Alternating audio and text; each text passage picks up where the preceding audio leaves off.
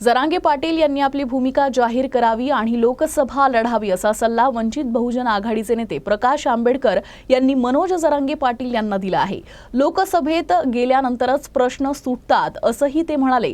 जरांगे पाटील यांनी आपली भूमिका स्पष्ट केल्यास आम्ही त्यांच्यासोबत जायचं की नाही याचा विचार करू। तसेच राज्य सरकार मराठा आरक्षण देण्यास इच्छुक नसून लोकसभा निवडणूक जाहीर होण्याची वाट पाहत वेळ काढूपणा करत असल्याचा आरोपही त्यांनी केला आहे। तर बच्चू कडू आणि जरांगे पाटील यांच्या सुरू असलेली चर्चा फिसकटलेली असल्याचंही ते म्हणाले।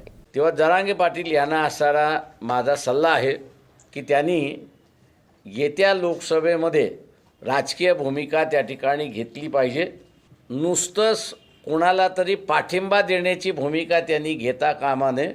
गरीब मराठ्याचा नवीन वर्ग हा जो उभा करायचा आहे, हा रस्त्यावरनं जागृती होते, लोकांच्या समोर आपला मुद्दा येतो, पण कायदेशीररित्याने तो असणारा करायचा असेल तर जरांगे पाटील यांनी लोकसभेच्या निवडणुकीमध्ये उतरलं पाहिजे, भूमिका घेतली पाहिजे।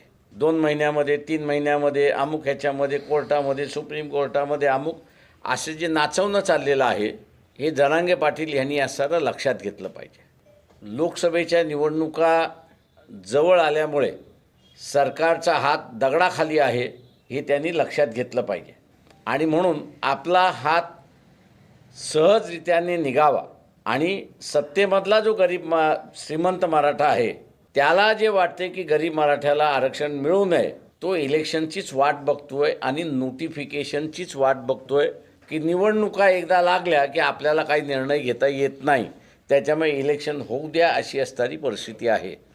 महाराष्ट्र शासनाच्या वतीने बच्चू कडू यांना जरांगे पाटील यांच्याशी बोलायला पाठवलं, परंतु ती असणारी बोलणी अयशस्वी झाली अशा रीतीचं निरोप आहेत, माहिती आहे। जरांगे पाटील यांच्या निमित्ताने गरीब मराठामधली नेतृत्व उभं राहिलं। श्रीमंत मराठा हा त्याच्यामुळे हादरलेला आहे। शासनावरती एका प्रकारचा दबाव त्या ठिकाणी टाकला जातोय की काही करा आणि ह्याला पोस्टपोन करा अशी असणारी परिस्थिती आहे।